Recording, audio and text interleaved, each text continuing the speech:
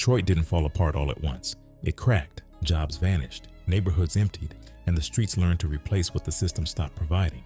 Out of that pressure came a new kind of king, not the loudest man in the room, but the one who could move between gyms, clubs, and back rooms like he owned all of them. One minute it looked like hustle, the next it looked like an empire. Luxury cars became warnings, friendships turned into invoices, and when money started pouring in, loyalty started leaking out. Because in this world, the real danger isn't the police or the rivals you can see, it's the people close enough to smile at you while they measure your spot. Join us as we trace the rise, the alliances, and the betrayal that turned Detroit's underworld into a war zone. Before you can understand Richard Earl Carter, you have to understand the city that raised him. Detroit used to be that proud Midwest powerhouse, the spot where factories stayed busy and people believed the work would never run out. In 1950, Detroit hit 1.85 million people and had 296,000 manufacturing jobs. That was the peak.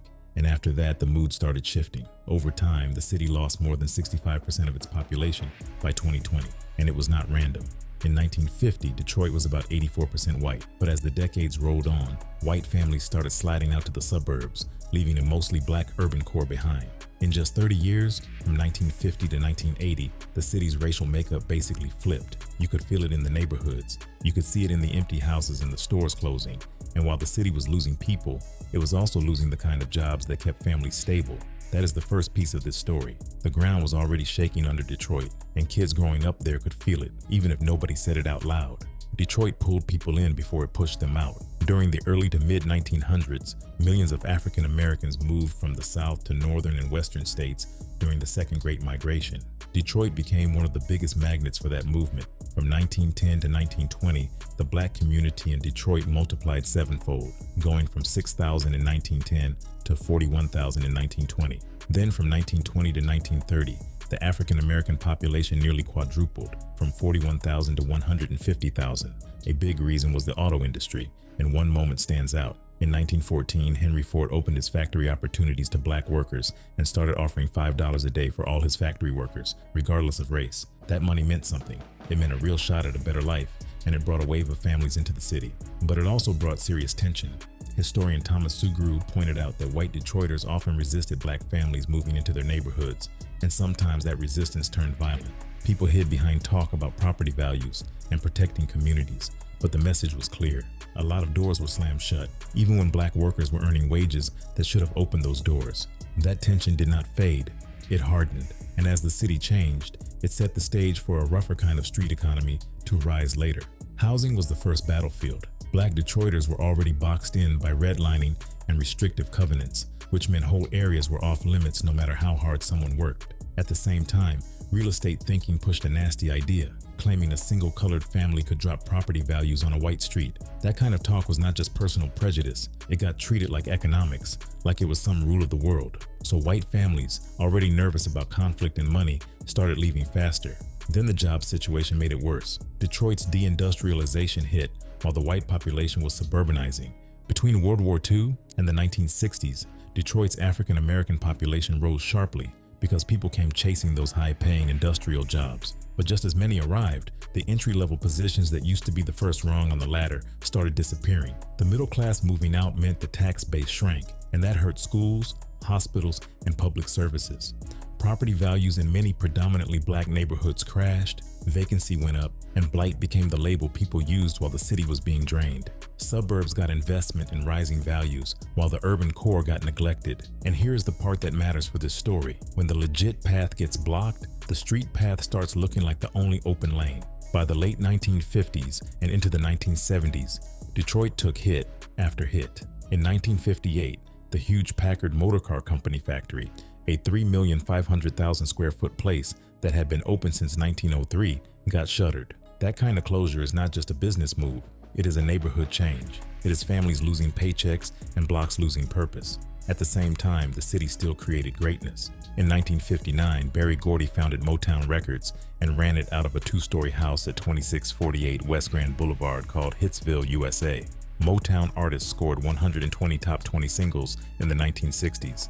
and it changed music forever. But even with that cultural shine, the streets were heating up. July 23rd, 28, 1967, the 12th Street riot exploded into one of the biggest in U.S. history. In 5 days, 43 people were killed, 467 were injured, and more than 7,200 were arrested, with about 2,000 buildings destroyed. Then in 1973 to 74, high gas prices from a Middle East oil embargo helped smaller, fuel-efficient foreign cars gain ground in the U.S., pushing Detroit's Big Three into a long crisis. And in 1974, Detroit elected Coleman Young as its first black mayor, and he served until 1993. All of that is the environment. A city with talent, pride, and history, but also a city where the hustle was becoming louder than the promise. And right in the middle of that shift, one kid on the east side was coming up. July 31st, 1959, Richard Earl Carter is born on Detroit's east side. He grows up on the same street as a kid who will become a boxing legend, Thomas Hearns, the Hitman. That detail matters because it shows the kind of block this was. A place that could produce greatness, but also a place where you had to be tough to survive.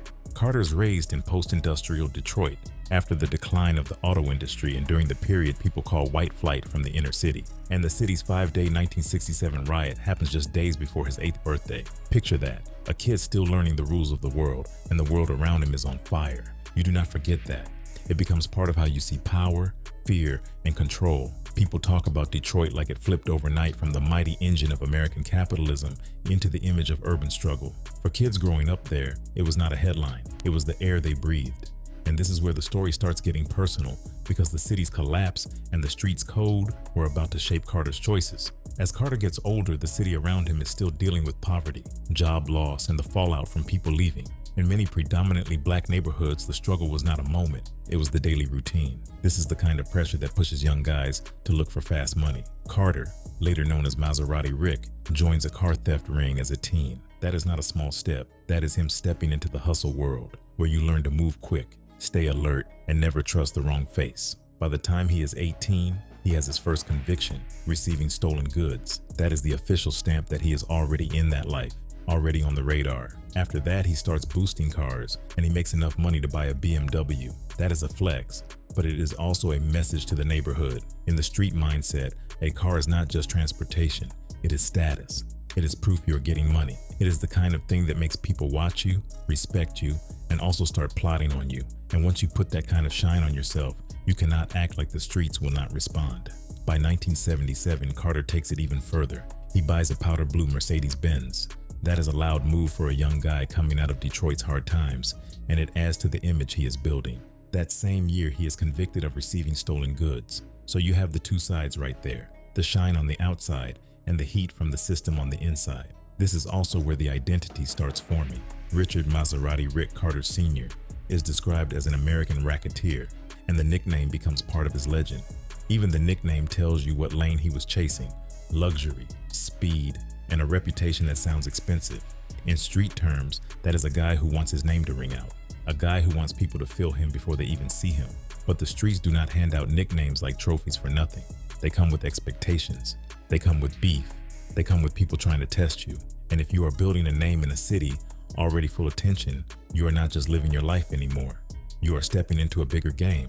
So by the late 1970s, you have the full picture lined up in order. That is the early road that leads to the next chapter of his life, because the hustle he started with cars is not where this story ends, not even close. The money, the name, and the street pressure are about to get way bigger, and the kind of war that follows is the type that does not stay in the streets. By 1982, Rick is out, and he knows he needs something that looks legit on paper. So he goes right back to what he knows: boxing. He heads to Kronk Gym, the spot tied to Detroit pride and hard work, and the place where the streets and the sport always seem to cross paths. Thomas Hearns is already a champion by then, and Rick starts at the bottom like a regular kid trying to earn his way in. He is a towel boy at first, grabbing water, wiping sweat, doing the dirty work nobody claps for, but it does not stay small for long. Within months, Rick levels up into bodyguard status, traveling with the entourage, moving close enough to the action that people can't help but notice him. He's standing in corners during fights, even around moments connected to Sugar Ray Leonard, and he's shaking hands with a Don King like he belongs in that world. He also manages his brother Greg Carter's boxing career, showing early that he can organize people and move like a boss.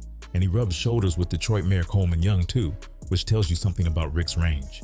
He can be in the gym, in the crowd, and in rooms where politics and money mix. But while everybody thinks Rick is focused on the ring, he's watching something else. He is studying what really runs Detroit, and that quiet observation is about to pull him into a lane that does not have rounds or referees. In December 1982, something huge happens in Detroit's underworld, and it creates a vacuum that everybody can fill.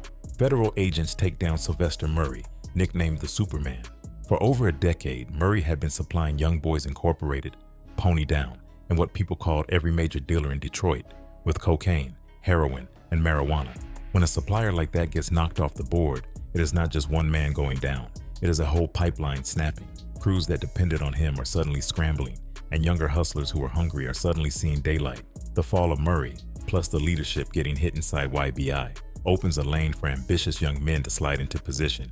That is where names like Carter, his childhood friend Demetrius Holloway, and Big Ed Hansard start getting mentioned as the next generation of connections.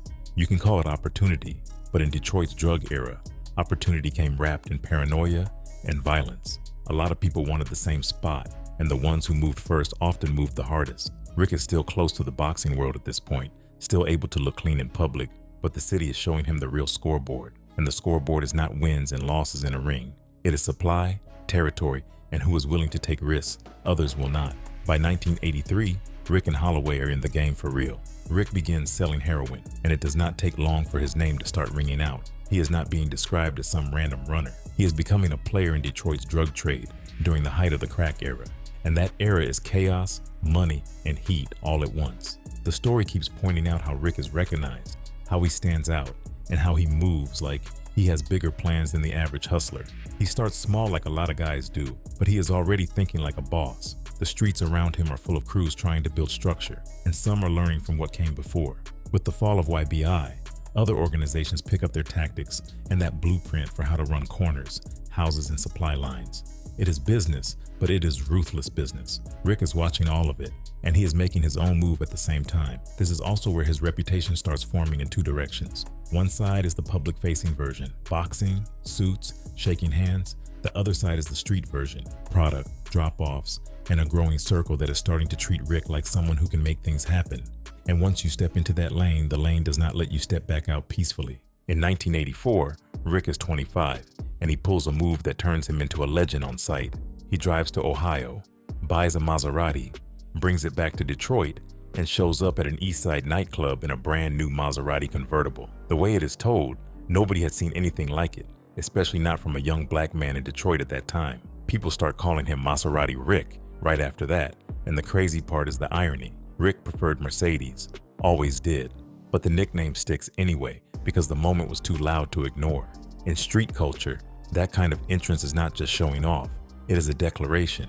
It is Rick telling the whole city without saying a word that he is getting money in a way most people cannot even picture. And the story also paints Rick as dramatic, with a Shakespearean flair, like he knows how to make a scene and control the room. He is described as the most recognized dealer in the Motor City, gifted with the gift of gab, able to move between businessmen, politicians, street dealers, and boxing promoters. That range is dangerous because it makes him look untouchable. And when people think you are untouchable, they either want to be you or they want to test you. Rick's name is now bigger than Rick himself, and that is exactly when enemies start paying closer attention.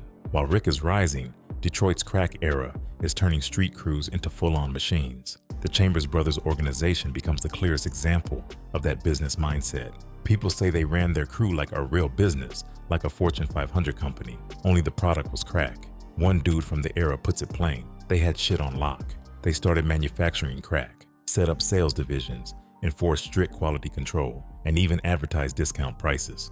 It was so organized that Roy C. Hayes, the United States Attorney at the time, said they ran the largest crack distribution network in Michigan and controlled more than half of the crack houses in Detroit, bringing in an estimated $1 million to $3 million a day. They even used coupons and 2-for-1 specials to lure buyers, and they had as many as 500 employees, so many that they issued ID cards with snapshots to track them. Their discipline was strict too. Larry, the ruthless one, had a reputation where another dude said Larry would shoot somebody in a minute. He did not play around, and he warned workers not to carry drugs and money at the same time, and not to wear flashy chains or expensive sneakers when picking up or dropping off. His motto was, if you plan on getting rich, then you got to forget about partying, your girlfriends and families, and dedicate yourself to the drug game. That is the vibe of the era Rick is stepping into. Detroit is not dealing with small-time street hustles anymore. It is dealing with crews that look like businesses, and that is why Rick's next moves start getting bigger and colder. In 1985, Demetrius Holloway gets out of federal prison, and that is when the Carter and Holloway partnership becomes official in the eyes of investigators. In some sources, Holloway is described as a founding member of the Best Friends drug organization that ruled Detroit's multi-million-dollar crack trade from the mid to late 1980s, and he has a different style than Rick. Rick is flashy and loud. Holloway is quieter and more reserved, but federal agents later credit him with being responsible for over 80% of Detroit's cocaine trade. After his release, Holloway manages the Chalk and Q pool hall on West 7 Mile Road for William Van Lewis, and that pool hall becomes a front where he learns quasi-legitimacy. It is not just a hangout spot. It is a base, a cover, and a meeting place. This is where Holloway builds structure, and he pulls Rick in as his right-hand man as they rise fast. They work alongside other groups too, including Johnny Little Man Curry, and the detail that keeps popping up is Curry's wife Kathy being Mayor Coleman Young's niece, giving what people call untouchable connections. Around this time, the Holloway and Carter operation starts flourishing, and they start living luxury lives while building something that does not look like a corner hustle anymore. And the more legit it looks on the outside, the easier it is to move dirt underneath. As the mid-1980s roll on, investigators start labeling Carter and Holloway as kilo men. And that label matters because it means they are moving weight at a level only wealthy, influential traffickers can handle without going broke. Their trips start getting noticed too. Federal authorities take note of frequent trips to Florida and Los Angeles, which they claim were meant to secure a reliable supply. Source. At the same time, Carter is putting money into businesses he founded, often East Side car washes, hair salons, barbershops, places that look normal but function as pickup and drop-off points for runners and underlings. The story even describes a common practice tied to car washes, a vehicle going into the tunnel empty and coming out full of cash or drugs, making the transaction disappear into something that looks like regular business. Carter's official address is listed as a bungalow on Burwood Avenue, but he is known to keep up residence in other locations that match the kingpin image he is building, including a fortified flat near East Jefferson Avenue and Alta Road, and a plush riverfront condo for an occasional getaway. Meanwhile, Holloway is building his own parallel setup. He is operating out of the Chalk and Q, opening sporting goods stores, setting up Renter's Paradise to oversee Detroit apartment buildings, and claiming a legal $17,000 in monthly income. He even claims to be a professional gambler and reports big swings on federal tax returns. The money is loud, the movement is national, and the feds are watching the flights. But in Detroit's crack era, being watched is almost a sign you made it, and that is when the danger starts creeping closer. By 1986, the details get even grittier. Holloway is arrested on 2 separate occasions for petty offenses while carrying more than $127,000 in cash total, including one time with $35,000 and another situation tied to $92,000, with another mention of $32,000 as well. Those moments tell you how loose and confident the money movement had become. On top of that, U.S. Customs agents in the Bahamas arrest groups of women headed to Detroit with kilos of cocaine, and the reports say they were linked to Holloway. The women were reportedly paid $1,500 per trip to transport the drugs, and another line says customs officers began arresting women bound for Detroit from the Bahamas with kilo packages, and they were paid upwards of $2,000 per trip. Either way, the point is the same. The pipeline was real, and the smuggling was active. There is also a claim that Holloway went from buying a dozen kilos at a time from local sources to cutting out middlemen and making wholesale deals with Colombians in the Bahamas, even smuggling the bricks through customs himself. On the street side, people talk about Holloway's efficiency in simple language. Demetrius had his shit running right, and he was getting in that AL coke. That is the reputation. Quiet, organized, and heavy. And with that kind of setup, it is not just the police you worry about. It is everybody else who wants that same line. Somewhere in the middle of all this growth, Rick and Holloway want real muscle, and that is where the Brown brothers and the Best Friends name enters the picture. The core names stay consistent.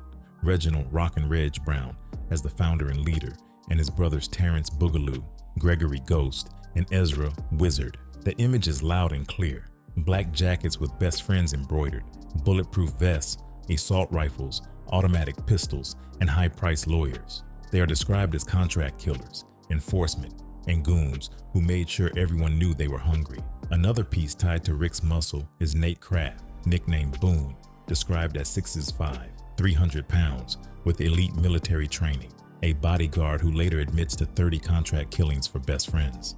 There is even a detail that Boone got his nickname because of his proficiency with a knife, named after Daniel Boone. This enforcement wing changes the whole power dynamic. One former agent says they were sociopaths, and another describes how killing was like eating, breathing, and sleeping for them. The same source explains why Holloway and Rick brought them in. Holloway had a no-tolerance policy where, if you crossed him once, you were done. And Rick was seen as more laid back, so some people thought they could take advantage. That is why best friends becomes the fear factor. They are hired to mete out justice, to keep rivals in check, and to make the whole operation feel protected. But the same voice warns that once you validate killers like that, you create something you might not be able to reel back in. And that warning becomes real faster than anyone expected. By the end of 1986, the story shifts from growth to blood. The arrangement with best friends worked for about a year and a half, and then things went south, and fast. The Brown brothers want more than strong arm money, and they push to branch into drug territory, wanting Holloway to concede some territory so they can earn bigger. Holloway does not approve. The Browns do not care. They split anyway and seize prime street corner dealing territory by force within days. That is when Holloway restocks his enforcement wing and names Clifford Jones as his new sergeant of arms because he knows it is war now. Then comes the part that shows how ugly it gets. Wizard Brown, 24, is shot and killed on December 20th, 1986, while sitting in a car with Boogaloo near the 7th Police Precinct on Mack Avenue. Boogaloo is shot in the head too, but survives long enough to throw a brick into the nearby precinct to alert police. Exactly 1 week later, on December 27, 1986, Ghost Brown, 25, is killed in a drive-by near Pat's Lounge on Gratiot and Peter Hunt, and he is wearing the same white tuxedo he wore to Wizard's funeral earlier that day. That is not just violence, that is a message. And once messages like that start flying, the city does not calm down. It gets louder. In 1987, Johnny and Leo Curry and 6 top lieutenants are convicted. That makes the East Side feel wide open, and Rick and Holloway expand with that opening. After the Curry arrests and convictions, Rick and Holloway begin making overtures to secure the East Side as their personal kingdom, and this is where their alliances get more strategic. They join forces with teenage supplier Richard Whiteboy Rick Wershey, and they also keep leaning on muscle tied to the Brown brothers, even though the best friend situation is already unstable. They are trying to control supply and protection at the same time, and that is always a dangerous balancing act. Rick is also expanding his product lanes, described as offering crack with heroin as an alternative, and by this point he is being described as the main supplier to the whole of the East Side. The story also claims expansion beyond Detroit into other Michigan cities like Kalamazoo, Lansing, Grand Rapids, Saginaw, and Port Huron. His image matches the rise: fleets of Mercedes-Benzes, custom suits, diamond rings, and the ability to walk into a room full of businessmen and still have street dealers treating him like the plug. People say Maserati Rick was real organized and he had his shit running tight. That reputation is the kind that builds power fast, but it also builds envy fast. And in this world, envy always comes with a gun behind it. The White Boy Rick angle adds another layer to how risky this whole setup is. Richard Wurst Jr., born July 18, 1969, is described as a baby-faced white kid who becomes a teenage drug kingpin in Detroit's violent streets. One voice says White Boy Rick was selling mad kilos and says he had a good connect that kept the coke flowing. But the same story also says he was secretly recruited by the FBI and DEA at age 14, pushed into the role of a drug lord to help them take down other dealers like Holloway and Carter, and that he kept it hidden for 2 years before trying to switch sides. Then the law catches him hard. On January 15, 1988, he is convicted and sentenced to life in prison after being linked to 8 kilos of cocaine and charged with the possession and intent to deliver over 650 grams. This just shows how unstable supply can become when the feds are playing chess. Carter and Holloway are trying to build a kingdom, but one of the key supply pieces is also tied to law enforcement pressure, and that kind of pressure squeezes everybody around it. The city's getting hotter, the crews are getting more paranoid, and the people at the top start making moves that look more like war preparation than business. As Best Friends spirals, their violence becomes part of Detroit's daily fear. The decline section says other competing dealers get tired of being robbed, intimidated, and killed, and that pushes people to want them eliminated. After Wizard and Ghost die, Rock and Reg and Boogaloo intensify their activities and start retaliating hard, with a spree where anyone suspected gets targeted. The timeline keeps stacking bodies and consequences. On June 13, 1987, Patrick Lunchmeat Jackson, an enforcer for Best Friends, is killed by the Brown brothers for theft. On August 17, 1987, Best Friends members Antonio and Willie James Smiley kills 17-year-old Mark Murray for stealing and dumped his body in a ditch in Flint. Then comes a personal rivalry that turns deadly. Steven, Freaky Steve Russell, White Boy Rick's right-hand man and known as a ladies' man, has been in a rivalry with Rockin' Reg over a woman for months. On September 21st, 1987, Reggie shoots and kills Russell while he is lying on his couch near Gratiot in 6 Mile. In 1988, Rockin' Reg is convicted and sentenced to life in prison for that murder, though another source says he is released on appeal in 1992.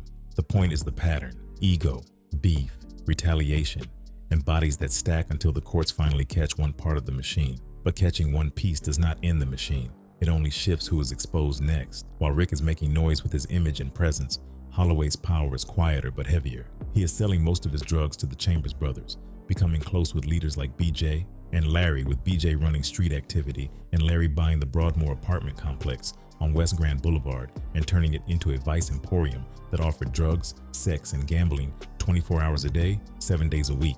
Holloway is emerging fast, going from smaller buys to wholesale deals and using fronts like Chalk and Q to build legitimacy while feeding the street machine.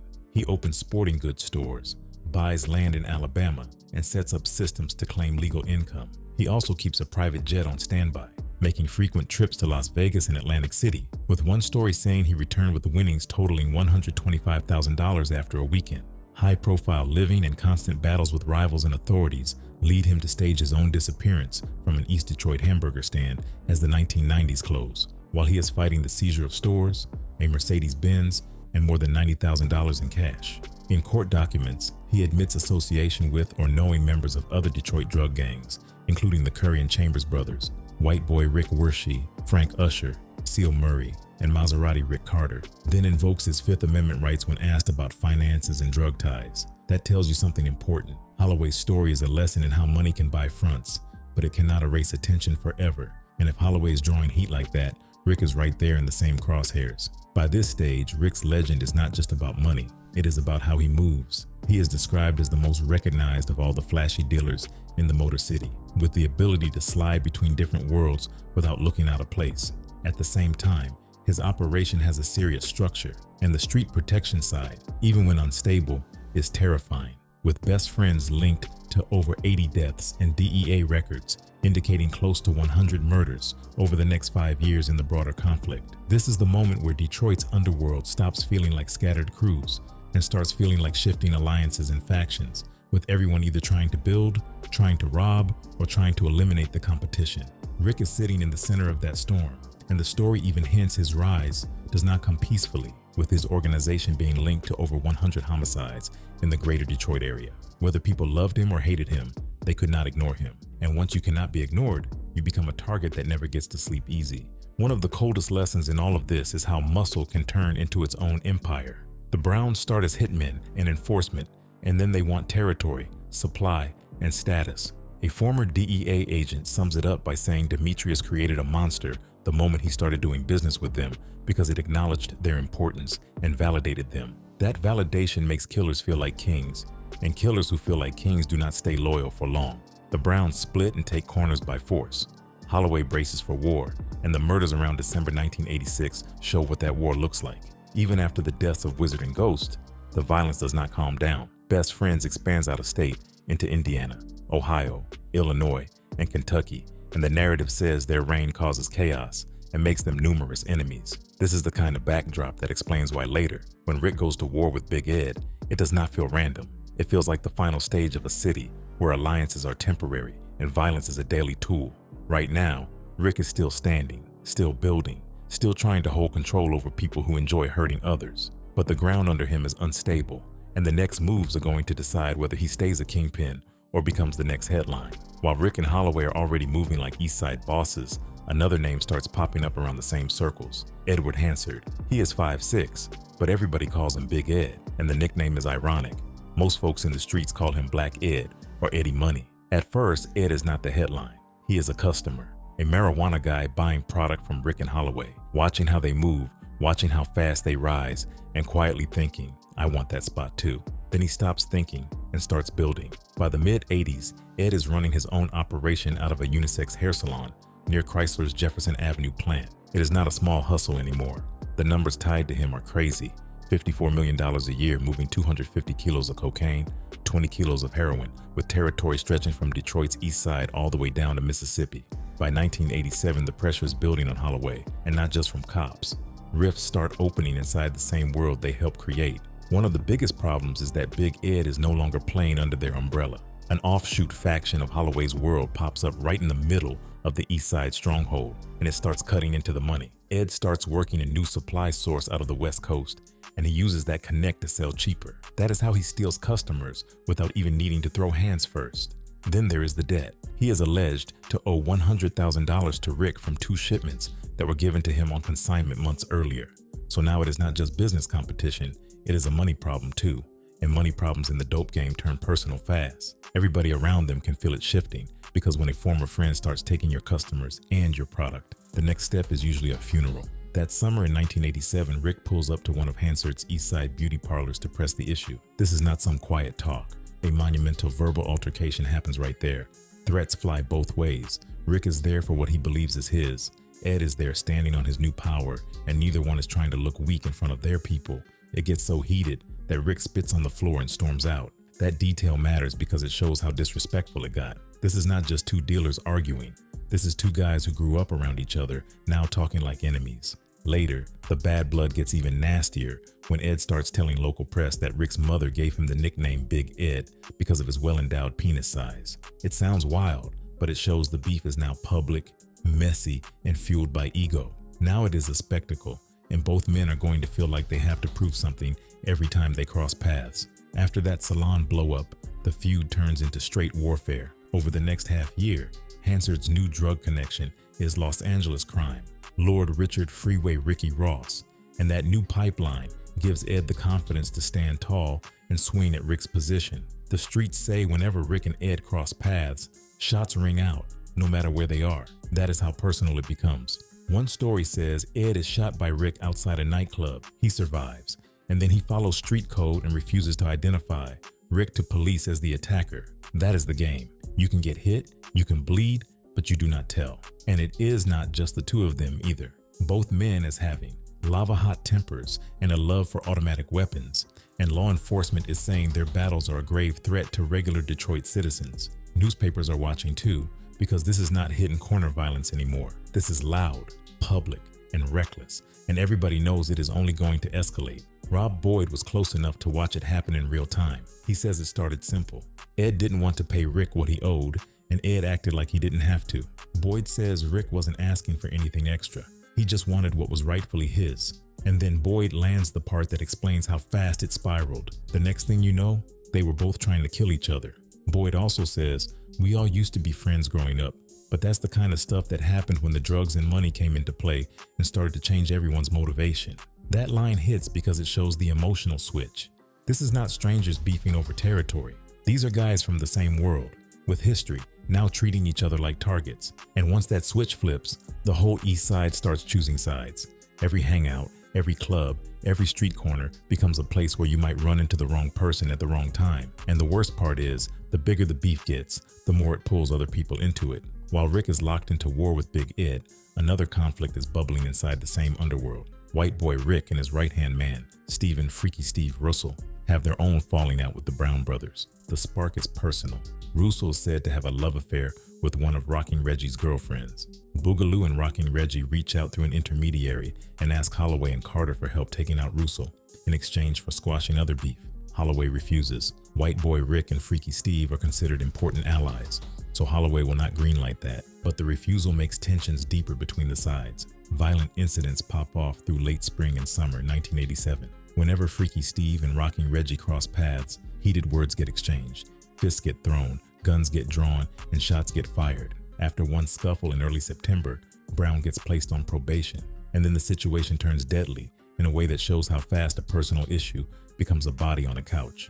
According to FBI documents and court testimony, Rocking Reggie finds out where Russell is staying, a house on the 13,600 block of Glenwood. He storms in through the front door with an automatic submachine gun. Inside, Freaky Steve is asleep on the couch with his cousin, Patrick Little Pat McLeod. Reggie opens fire. Freaky Steve is killed, and McLeod is severely wounded. That is how the summer ends. Not with talk, not with a fist fight, but with bullets in a living room. And it matters to Rick's story because the streets are getting hotter by the day. Beef is stacking, bodies are dropping, alliances are fragile. While Rick is busy trying to handle Big Ed, other parts of the same ecosystem are breaking apart, and every crack in the foundation makes it easier for somebody to slip a knife in later. By the time the calendar hits 1988, the Rick versus Big Ed feud is straight front page chaos. Then comes the trigger event, September 10th, 1988. It happened at one of Rick's businesses, a car wash on 7 Mile Road in Mansfield. Rick ends up in a gunfight with loudest Ricky the Hitman Parker, described as Hansard's top enforcer. Parker is shot in the shoulder and treated at Sinai Hospital, then released the same day. Rick is hit in the stomach, and his wounds are serious enough that he has to undergo several hours of surgery at Mount Carmel Hospital before stabilizing. Police come, but nobody cooperates. That part is consistent through the whole story. 2 days after that car wash gunfight, the story turns into something out of a crime movie. September 12, 1988, Mount Carmel Mercy Hospital, Detroit, room 307. Rick is 29 years old, stomach wrapped in bandages. The bedside table has a wooden cross, rosary beads, and a .357 Magnum revolver. Then a man walks in dressed like a doctor, scrubs, surgical mask, stethoscope. Nobody questions him. No security stops him. He approaches Rick and fires fatal shots while Rick is in his bed. The killer then walks out calm, past the nurse station, down the elevator, through the lobby, and he is gone. Rick is pronounced dead at 6:01 p.m. The story stresses how shocking it was even for veteran investigators because no one could recall another case where a drug figure was slain in a hospital. And once that happened, everybody on the street understood something terrifying.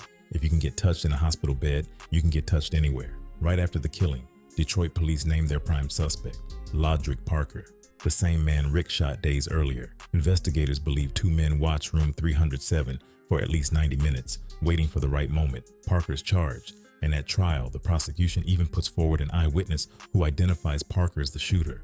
But the twist is that Parker gains an acquittal in December, and the story is clear about what that looks like on the streets. He walks free. That is gasoline on a fire. Because now Rick is dead, the suspect is walking, and the East Side sees the scoreboard with no closure. There is also another wild detail from court timing. Just hours after Rick's death, his name surfaces as the pivotal witness for the defense in a drug case in Detroit Recorder's Court. The defense attorney, Patricia Streeter, is quoted saying, "Talk about your bad timing."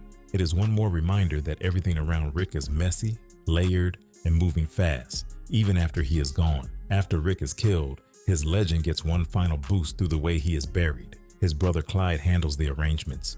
The service is at Peace Chapel, with AR, Leak Funeral Home, handling the arrangements. The coffin becomes part of the myth, custom made with a silver finish designed like a Mercedes-Benz, with details like an authentic Mercedes grille, the 3-pointed star emblem, BBS rims, and spinning tires. Different sources throw different price tags on it. $16,000, some say $17,000, and another version says $25,000 with gold plating. But the point is the same. It is not a normal burial. It is a statement. Thousands show up, not just to pay respects, but to see the spectacle. People say Maserati Rick went out like a champ, and another voice says they laid him out like a real boss. Then he is laid to rest at Elmwood Cemetery in Wayne County. The irony hits hard. A man called Maserati Rick, but he went out in a Mercedes. And even that feels like a warning that the story is not done yet. After the dust settles, the story splits into competing versions about who truly did the room 307 hit. The official line is Parker and Dr. Scrubs. The streets also lay out an alternate theory that the shooter was Terrence Boogaloo Brown, possibly acting on orders from Nate Boone Craft, Rick's own bodyguard. It also connects this to a bigger betrayal. The Brown brothers start as hired muscle, getting paid $10,000 a hit, sometimes $30,000, with Rick bankrolling them with vests, rifles, and lawyers. But they want more than being hitters. They want to be partners. Rick brings them into the drug trade and supplies them through his connection to Colombian Mike. The fatal mistake is that Rick introduces Boogaloo directly to that supplier without Holloway's approval. And once that happens, the Browns do not need Rick to eat anymore. Colombian Mike sells to whoever pays, so Rick's plug becomes Boogaloo's plug too. Whether the trigger man was Parker or Boogaloo, the outcome stays the same. With Rick gone, the streets do what they always do. They scramble. The power structure that held things together starts breaking apart, and everybody starts circling the leftovers. This is also where Big Ed's story keeps running parallel. Big Ed is jailed on gun charges in 1988, and later a federal court gives him 40 years on May 9th, 1991, for drug trafficking plus federal gun charges. It also states he serves 27 years and gets out in 2016. And then in 2023, he is arrested again in Ohio on cocaine charges. But in the period right after Rick's death, the immediate reality is simpler. The big name is gone, the fear shifts, and people who stayed quiet before start making moves. That is when the war over territory becomes less about pride and more about survival. The fallout keeps coming. On September 17th, 1990, Clyde Carter's killed in Northeast Detroit outside a home. He pulls up in his pickup truck, and with him are his girlfriend Patricia Scott and their 1-year-old son. A gunman opens fire. Clyde and Patricia are killed, but the child is unharmed. Investigators believe it is part of the ongoing war over the scraps of the empire. And the most brutal part is the ending. Clyde's murder is never solved. That detail matters because it shows how the streets swallow people without answers. Rick's brother handled the burial, handled the legend, and then later he becomes another body in the same long chain. It also shows the pattern of that era. The violence does not stay focused on only the main targets. It splashes onto families, onto partners, onto anyone close enough to the name. And if Clyde can get hit like that, the next question becomes obvious. Who is next, and where do they get caught slipping? Not long after, the story hits one more major checkpoint. October 8th, 1990, around 4 p.m., downtown Detroit, inside the Broadway clothing store at 1247 Broadway, only 2 blocks from police headquarters. Holloway is shopping, picking out socks, carrying $17,000 cash and a loaded pistol, but he does not get a chance to defend himself. Lester Milton, Little Les, walks in and goes straight to the counter. He pulls a gun and fires 2 fatal shots. Holloway drops. Milton snaps his fingers and says, "Got him," then walks out whistling, calm. Outside, Milton's brother Tommy is waiting in a BMW as the getaway driver, and they are gone before police arrive. A decade later, the Milton brothers are convicted, and FBI records suggest they were hired by Benji Kincaid. The killing is described as brash and public, eerily similar to the way Rick was taken out, quick, clean, and meant to send a message. And by this point, you can feel the theme. In that world, once the wars start, even the smartest players run out of exits. Years later, the story does not die. It turns into documentaries and music, which is how the streets keep a name alive. There is a 2009 documentary titled Maserati Rick by Aces Magazine, featuring Rick's son, Maserati Rick Jr., and brothers including Greg Carter and Big E. Then in 2010, another documentary drops, Demetrius Holloway, Last Man Standing. The legend also lives in hip-hop, with the names and tracks tied to him like Boldy James' Maserati Rick, plus multiple songs by G Twilight, and Rick Jr. having a track called 88 Money. Even TV references the myth. In BMF Season 2, there is a hospital scene where Southwest T says this ain't about to be no Maserati Rick repeat, and the meaning is clear without explaining it. Do not get caught sleeping in a hospital bed. And that is the final chill in this chapter, because the name becomes a warning sign. In Detroit, everybody remembers how that warning was written, Room 307, and that's the cold part. The legend didn't die with him, it just changed form. A name turned into music, a line turned into a warning, and a hospital room turned into a rule Detroit never forgot. But what really ended him? The feud, the greed, or the betrayal from inside his circle? If you were in his shoes, who would you trust? And what's the scariest part? Getting hit in the streets or getting hit in a hospital bed? Let us know what you think in the comments box below. And if you liked how we presented you this video, hit that like button and make sure to subscribe for more.